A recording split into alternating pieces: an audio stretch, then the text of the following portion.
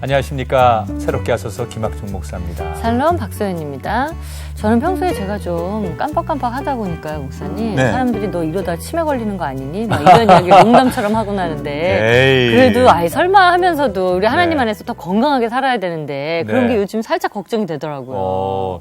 치매 얘기를 하니까 그런데요. 제 주변에 정말 나이 드신 분들 또 젊은 분들도 요즘은 이 치매 증상이 좀 있어서 얼마나 무서운 병인지 이렇게 보면서 걱정이 좀 되고 그래요. 네. 보통 치매하면은 노인의 병이라고 우리가 흔히들 생각하는데 요즘에는 발병 연령이 많이 낮아졌답니다. 그래서 40대 이하 발병률이 7년 사이에 한 40% 정도 증가했대요. 어떻게 잘 알아요? 조사된 내용을 제가 설문조사 내용 네. 읽어드리는 겁니다. 네. 예.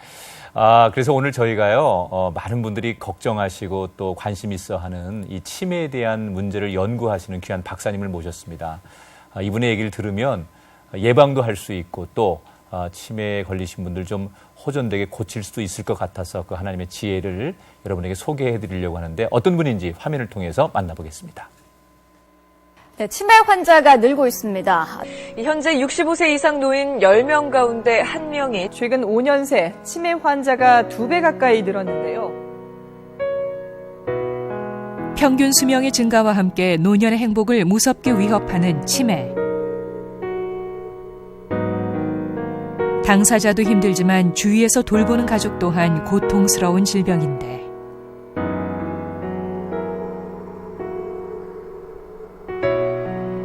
전 세계인이 치매로부터 해방되는 세상을 꿈꾸며 머나먼 미국 땅에서 밤낮으로 연구를 거듭해온 이가 있다.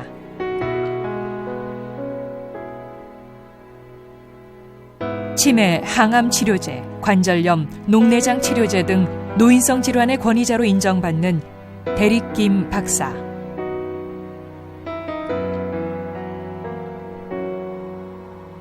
그는 치매 치료제를 개발할 때에도 항암 치료제를 연구할 때에도 매 순간 주께서 동행하셨음을 고백한다. 사람 살리는 치매 전문가 데릭 김 박사가 만난 하나님. 지금부터 공개됩니다.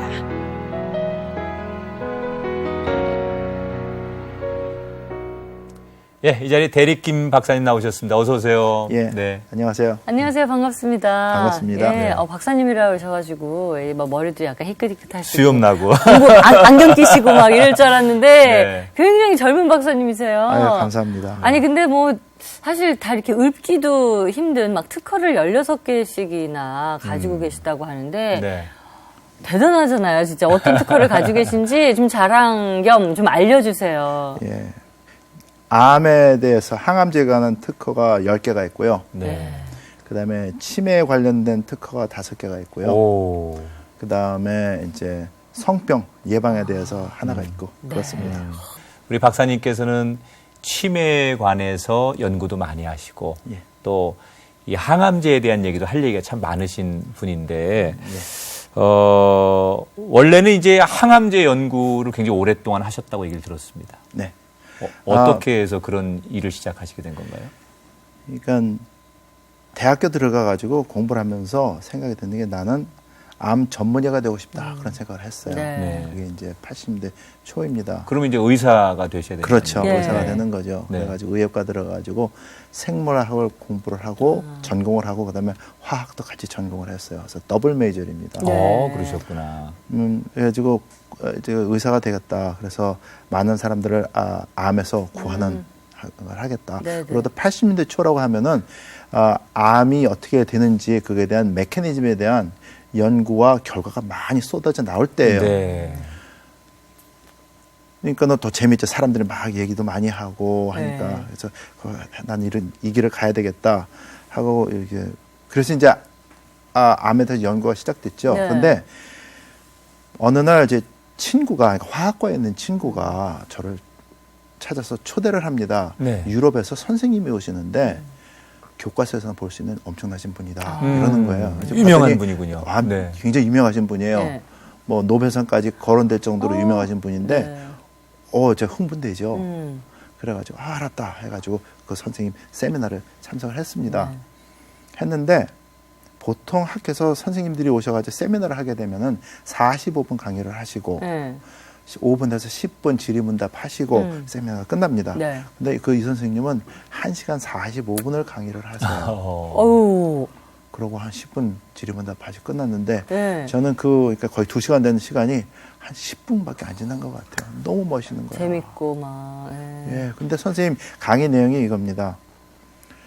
암 전문의가 돼가지고 수술해가지고 암 환자를 다스리게 되면은 평생 해봤자 몇 명이나 구할 수 있겠느냐. 아, 네네.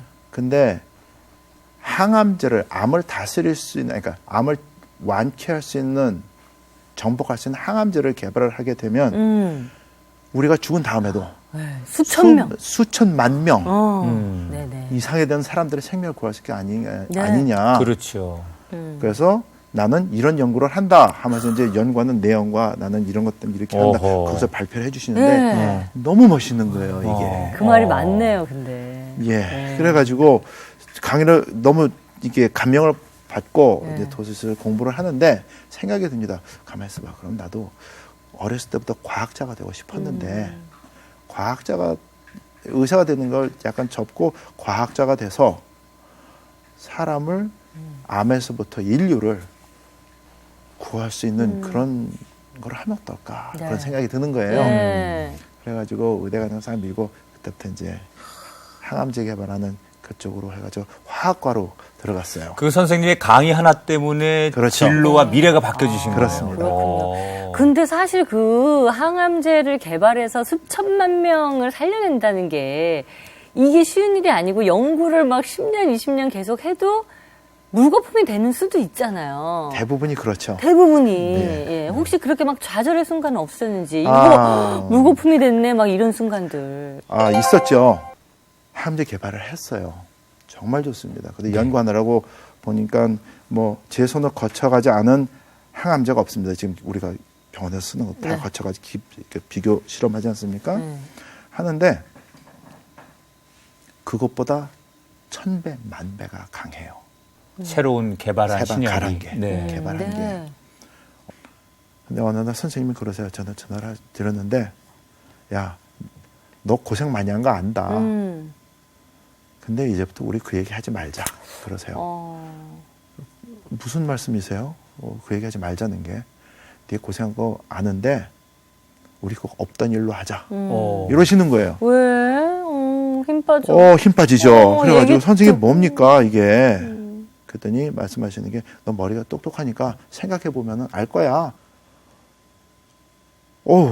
이게 제가 수긍을 못하게 했어요. 그래서 네. 또 여쭤봤어요. 그랬더니 똑같이 말씀을 하시는 거예요. 2번을.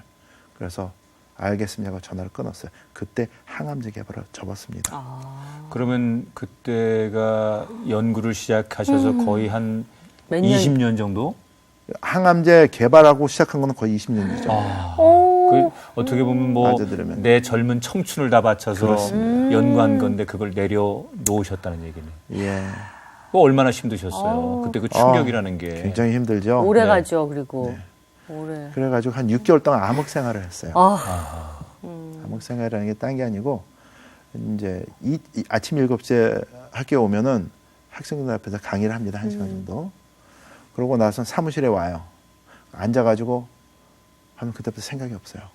왜냐면 그게 딱 접혔을 때 무슨 느낌이었냐면 절벽에서 누가 탁 밀었어요. 네. 떨어집니다. 근데 끝이 없어요.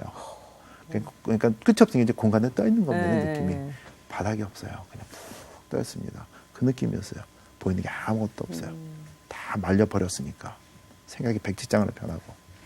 그런 상황이었는데, 그러니까 사무실에 와가지고 벽만 바라보고 있는 거예요. 네. 하루 13시간씩. 그리고 중간에 학생들이 문 똑똑 두드리고 와가지고 질문하면 대답해주고 네. 도와주고 문 닫고 나가면 벽만 바라보고 있어요. 그런 생활 거의 6개월을 했어요.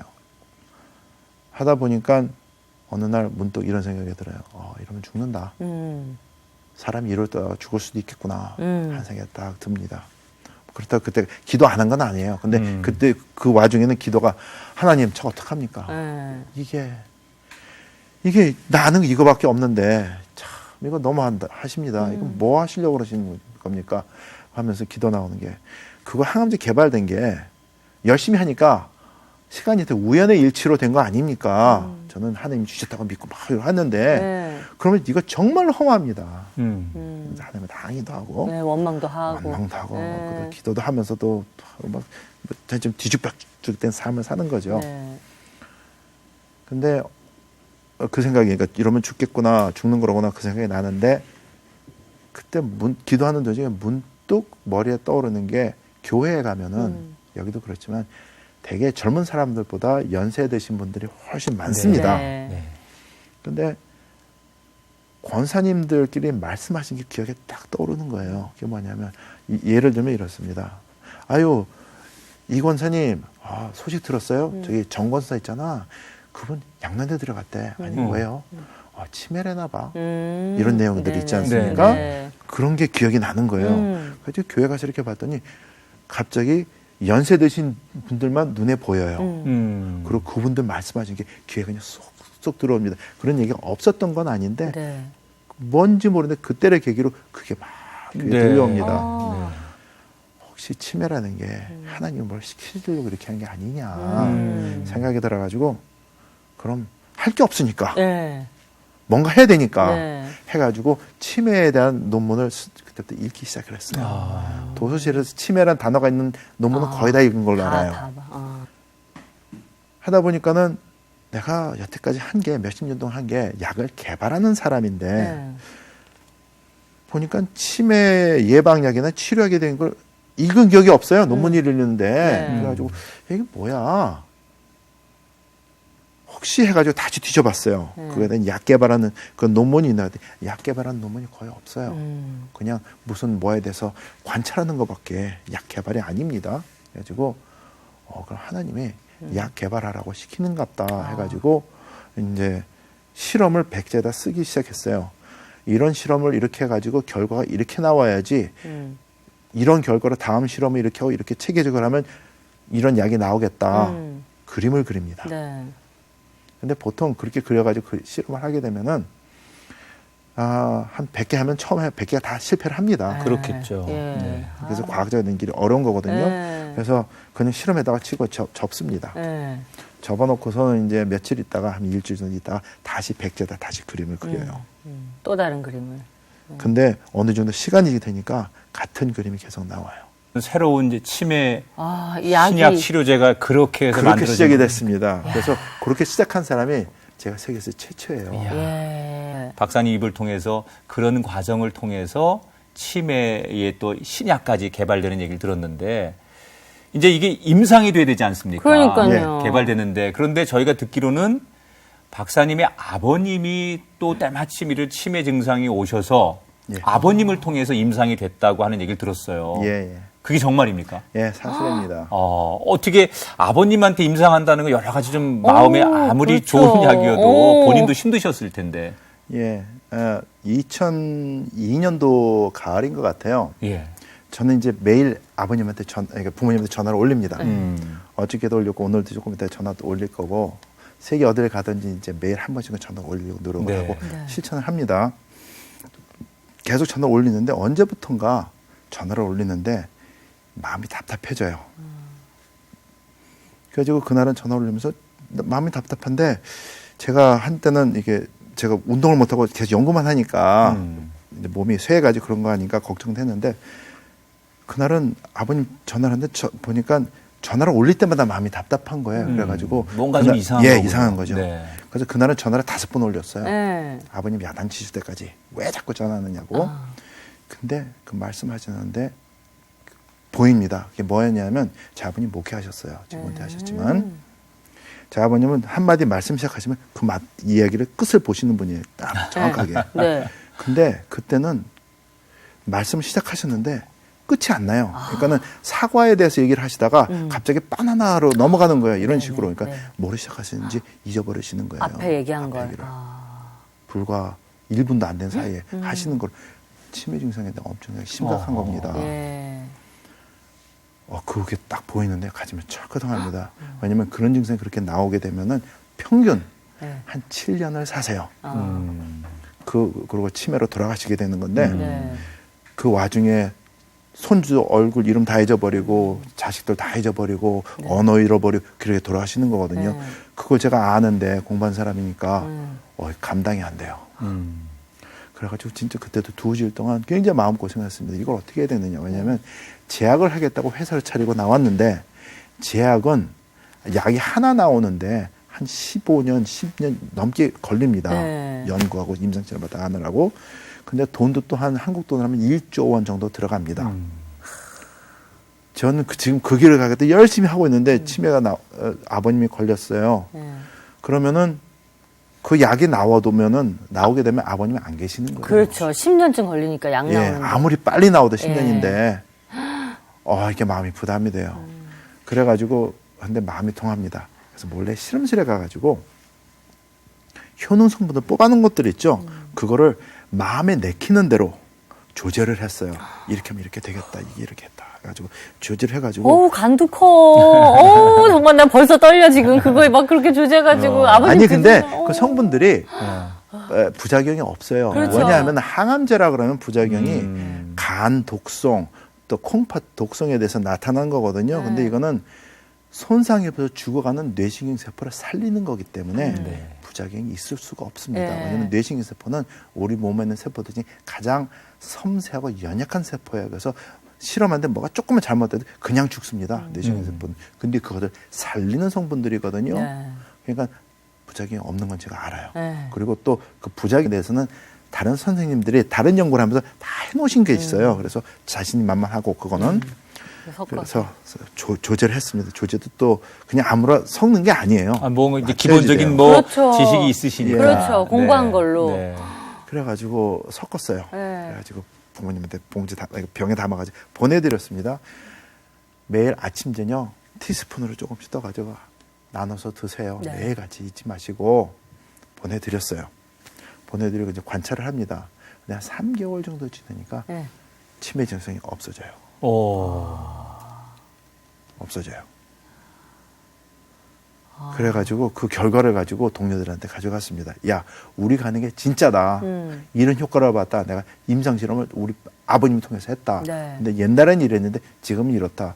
했더니 그 동료 중 하나가 손을 번쩍 들더니 교수님, 우리 이거 제품 만들어서 팝시다. 해가지고 치매 예방할 수 있는 그게 대체 의약품으로 나오기 시작을 했습니다. 그게 2003년도 봄 얘기예요.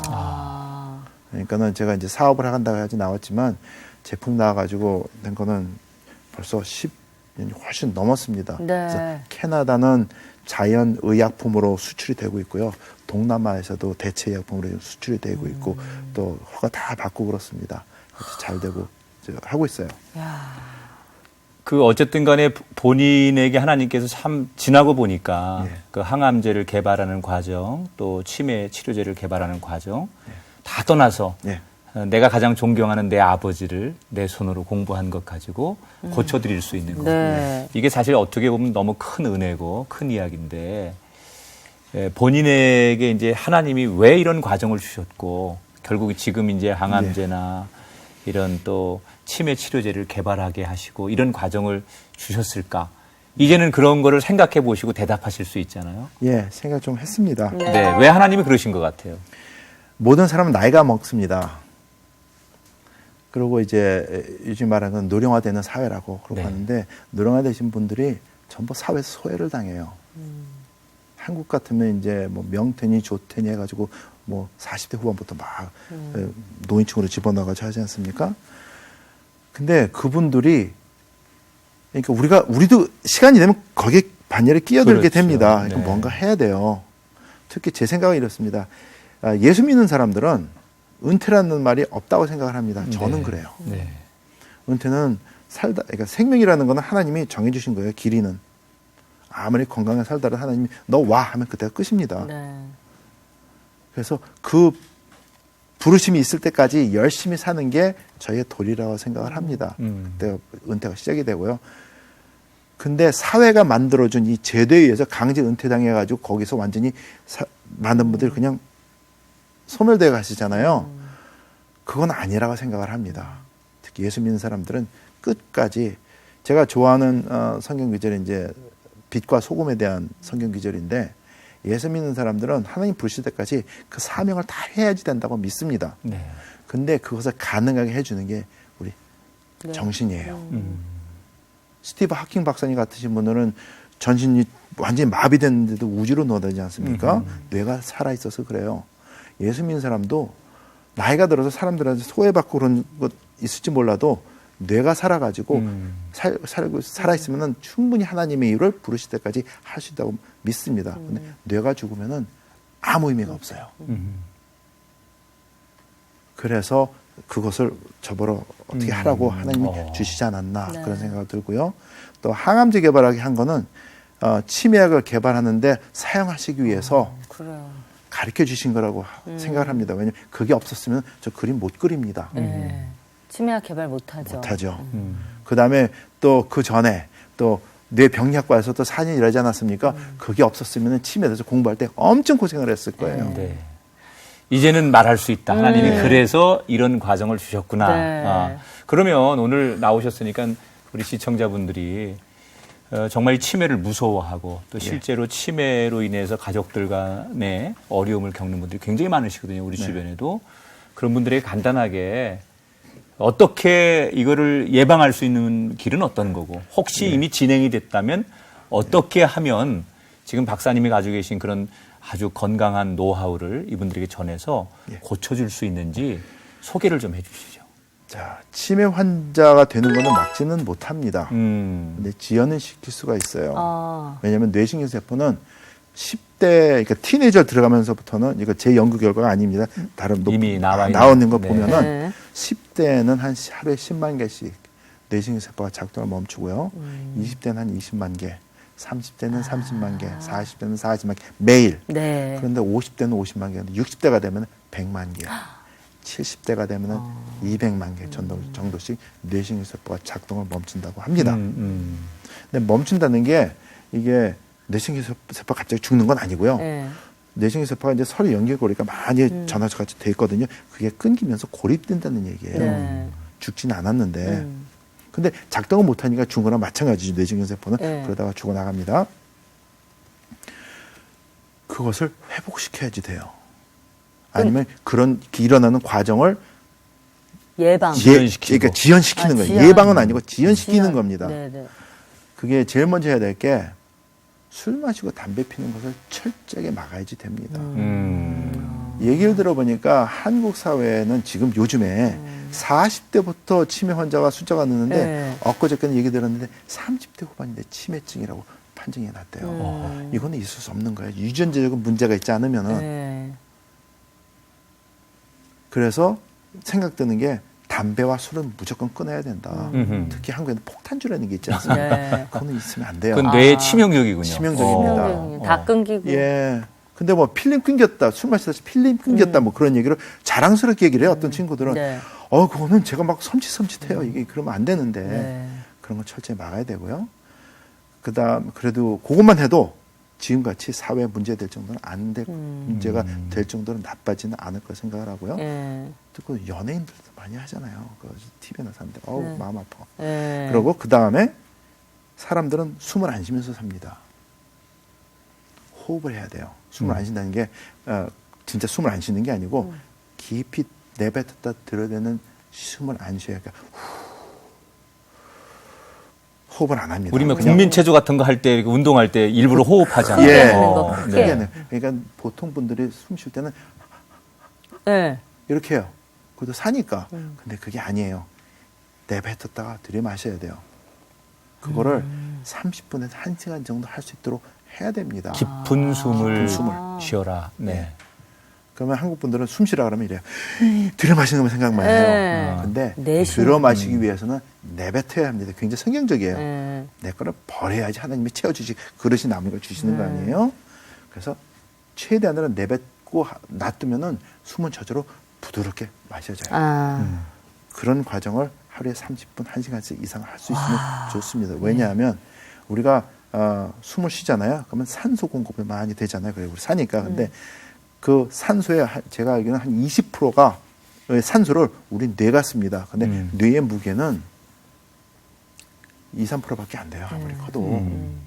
근데 그게 다른 장기에 비해서 10배 이상의 산소를 사용을 합니다. 그걸 보충을 해줘야지 돼요. 네. 그러면 뇌신경세포가 활성화된 게 유지되면서도 오래 간다고 믿습니다. 그리고 혈관 장애도 없어지고 그렇게 하는 거예요. 저희 부모님한테 가르쳐드리고 네. 그것도 실천하시도록 해요.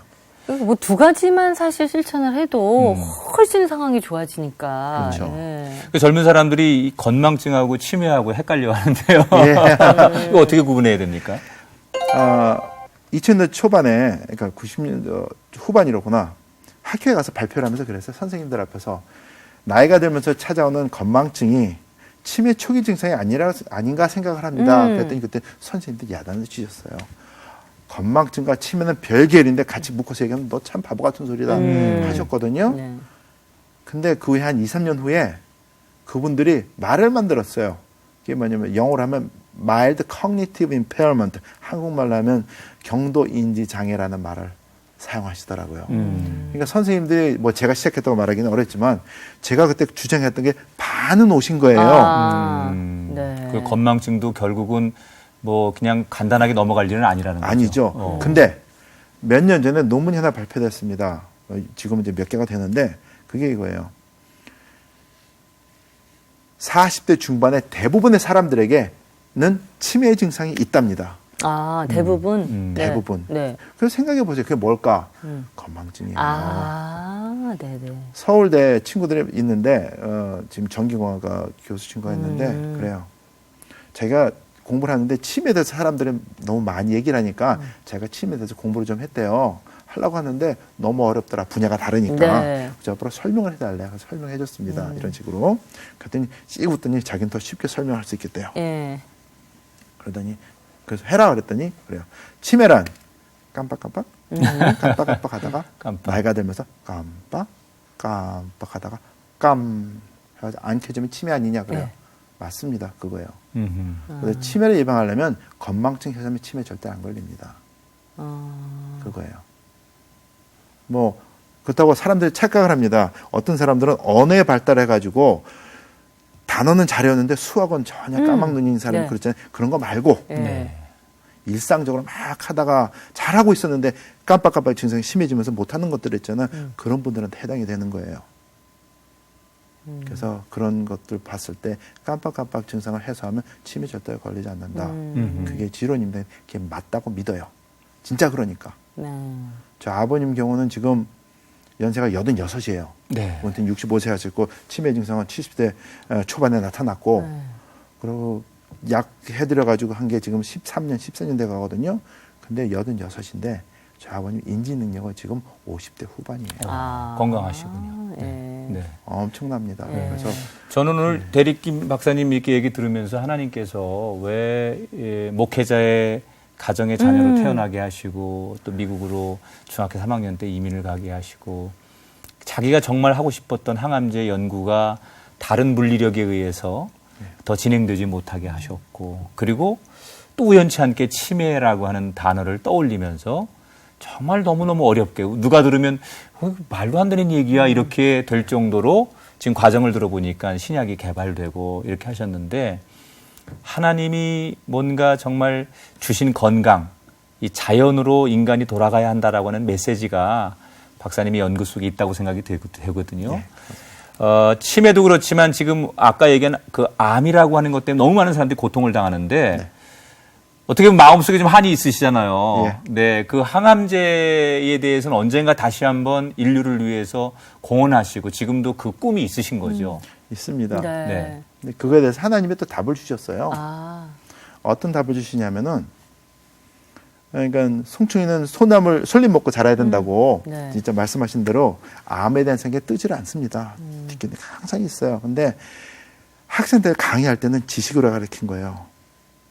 암이 일어나는 경우가 이렇고 네. 이런 약품이 이렇게 작용을 해가지고 항암 작용을 하고 가르치는데 그 모든 지식이 어느 순간 정리가 되면서 답이 나오는데 이겁니다. 암은 정복할 수 있는 게 아닙니다. 암은 다스리는 거예요. 건강한 사람들 전부 다 암세포를 보유를 하고 있습니다. 매일같이.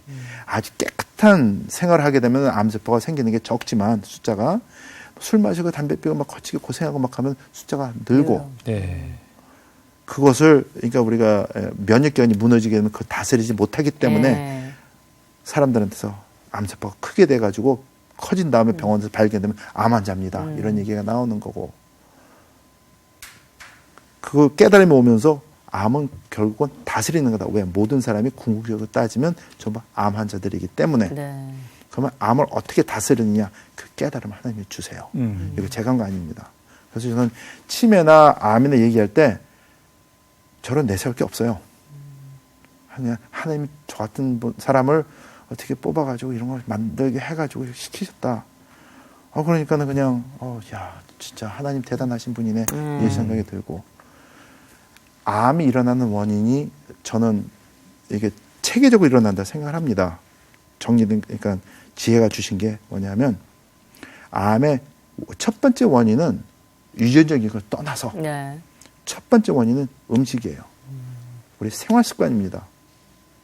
생활 습관이 첫 번째가 음식 먹는 거예요.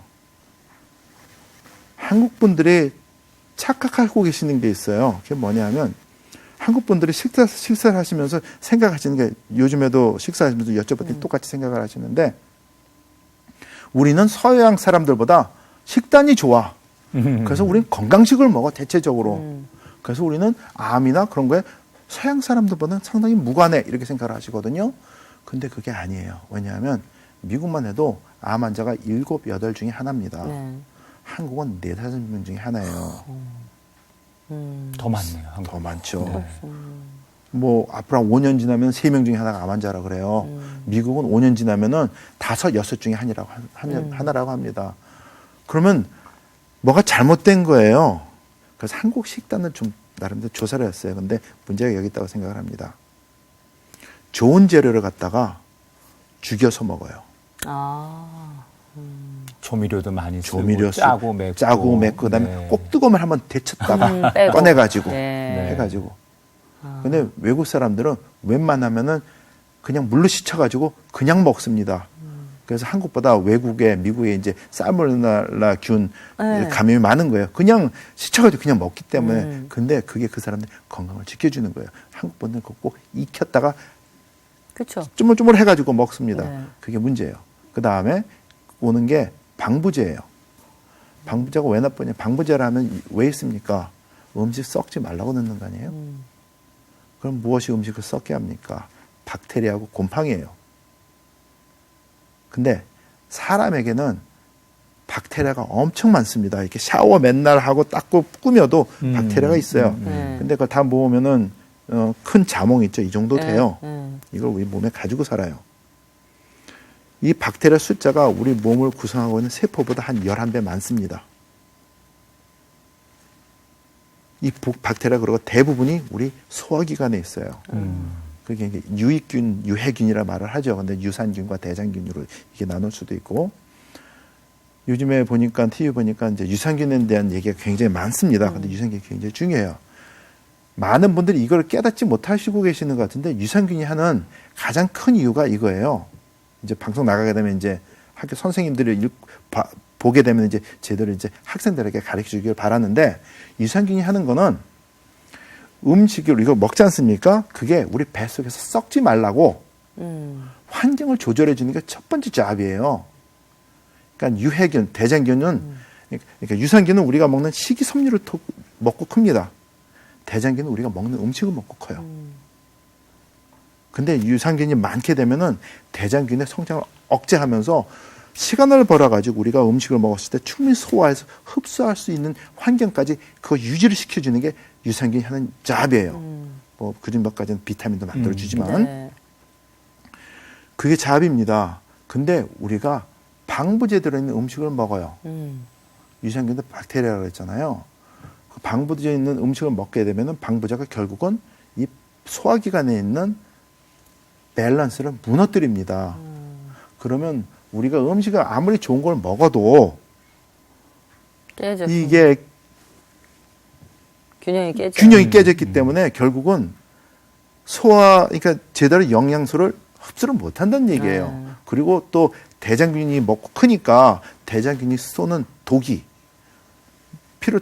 장을 통해서 피로 들어와가지고 몸에 들어와가지고 몸에 해를 끼친다는 얘기예요.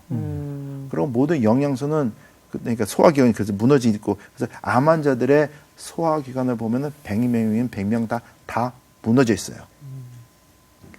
그래서 그 첫 번째고요. 두 번째는 그걸 통해서 오는 독소들 있죠. 그것들이 가야 되는 것이 간이에요. 간이 하는 것 중에 가장 중요한 역할이 해독작용입니다.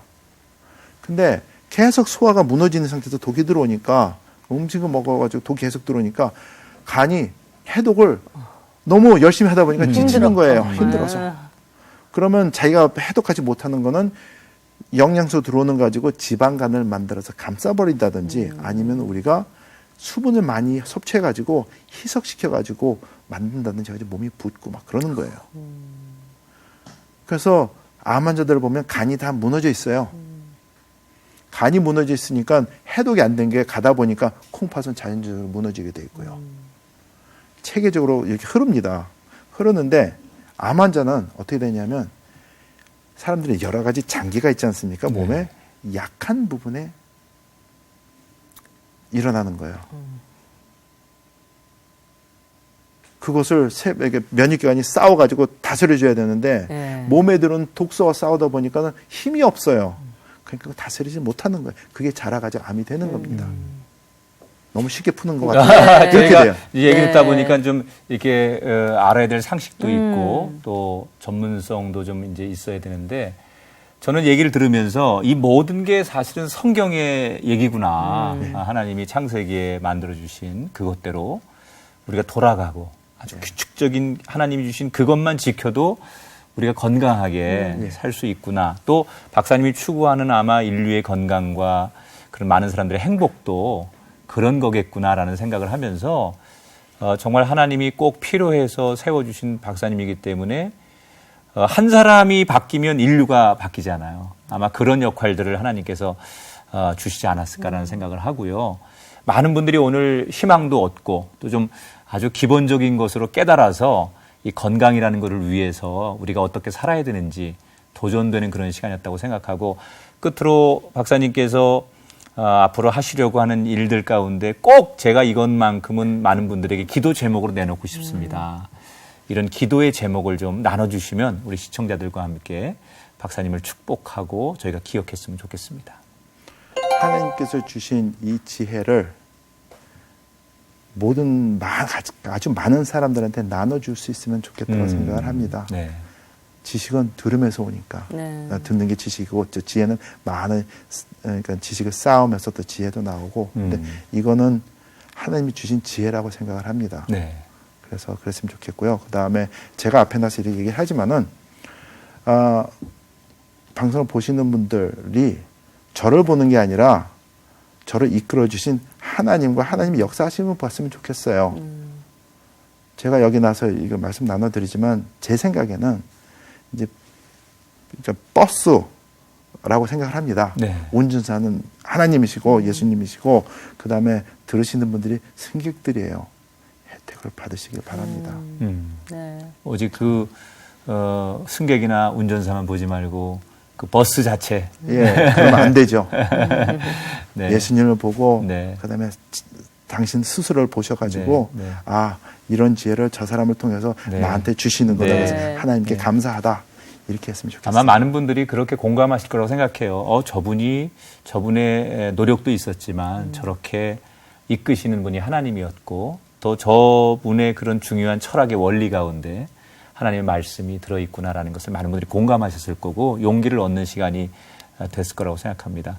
또 기회가 되면 이제 우리 박사님의 더 깊이 있는 앞으로 진행되는 축복의 이야기 나누도록 하고 정말로 많은 분들이 치매나 암 때문에 고생하고 가족 중에 한 분만 그런 병에 걸려도 온 가족이 힘든 이 세상에 하나님 주신 지혜로 더 많은 분들에게 기쁨을 전하실 수 있는 박사님 되도록 저희가 응원하겠습니다. 감사합니다. 오늘 함께해 주셔서 고맙습니다. 감사합니다. 감사합니다. 치매 치료제를 개발하고 전 세계의 주목을 받는 분인데요. 오늘 김 박사님 이야기 들으면서 이 모든 과정이 내가 한 것이 아니라 하나님이 하신 일이다. 이런 이야기 들으면서 많은 배움을 얻었습니다. 나를 보내신 이도 하나님, 쓰시는 이도 하나님. 우리 이걸 잊지 말고 하나님의 영광을 위해서 노력하는 또 한 주가 되길 바랍니다. 네. 사람들에게는 종종 한계를 느끼고 또 불가능하다라는 말을 자주 합니다. 그러나 하나님의 사전에는 불가능이라는 단어가 없다고 합니다. 우리가 하려고 하면 불가능한 일이지만 하나님께서 하시면 다 어떤 거든지 가능할 수 있다고 생각합니다. 아마 그런 일에 도전하시는 박사님을 우리 앞에 오늘 보내셔서 많은 분들이 그 하나님 앞에 겸손해지기를 원하고 하나님의 지혜를 얻기를 원하시는 시간이 아니었나 생각하면서 우리가 그렇게 하나님의 지혜를 구하는 한 주간으로 승리자가 되었으면 좋겠습니다. 저희는 다음 시간 다시 찾아뵙도록 하겠습니다. 오늘도 새롭게 하셔서 감사합니다.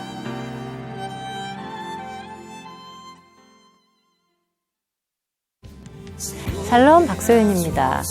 제가 새롭게 하소서를 갑자기 하차하는 바람에 이렇게 영상으로 여러분께 마지막 인사를 전하게 되었는데요. 그간 하나님 사랑 속에서 진행하면서 저도 정말 행복했고요. 저는 새롭게 하소서를 떠나지만 앞으로 여러분 하나님 사랑 안에서 계속해서 승리하시는 삶 사시길 바라겠습니다. 새롭게 하소서.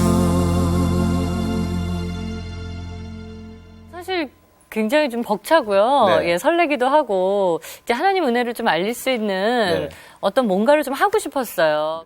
어렸을 때부터 부상이 굉장히 많아서 제가 많이 놓고 기도하고 또 연습을 굉장히 잘했다가도 무대에서 실수하는 경우들이 있잖아요. 네. 그런 실수를 없애려고 하나님한테 매일 밤 기도하고 그래서 사실 그때부터 저의 기도 생활과 이 체험의 시간이 저는 사실 중학교 이때부터 계속해서 있었어요.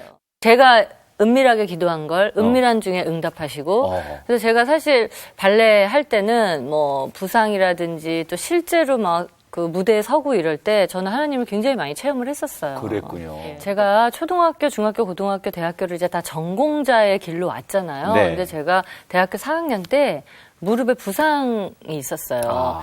근데 아마 그 부상이 없었더라면 저는 방송의 길로 오지 못했을 것 같고요. 그 당시에 꽤 큰 부상이었어요.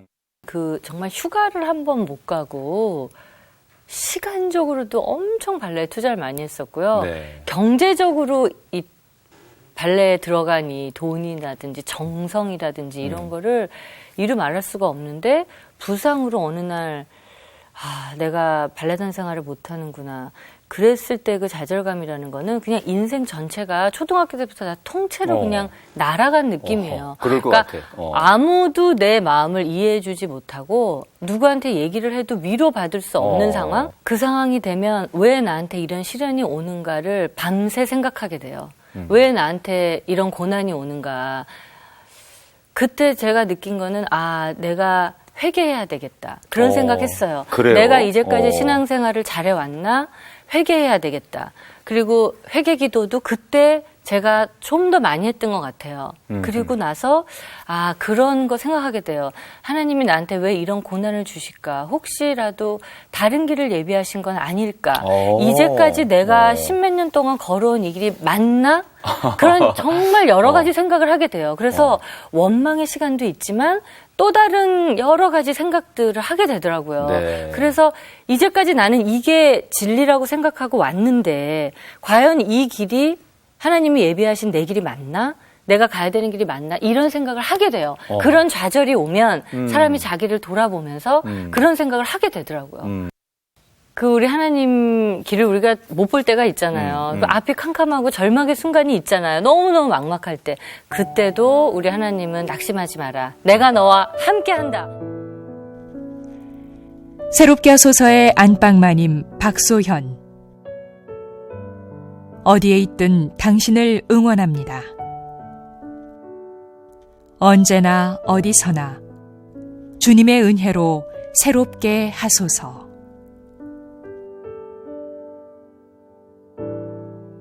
앞으로도 많이 많이 시청해주세요. 오늘도 새롭게 하소서 감사합니다.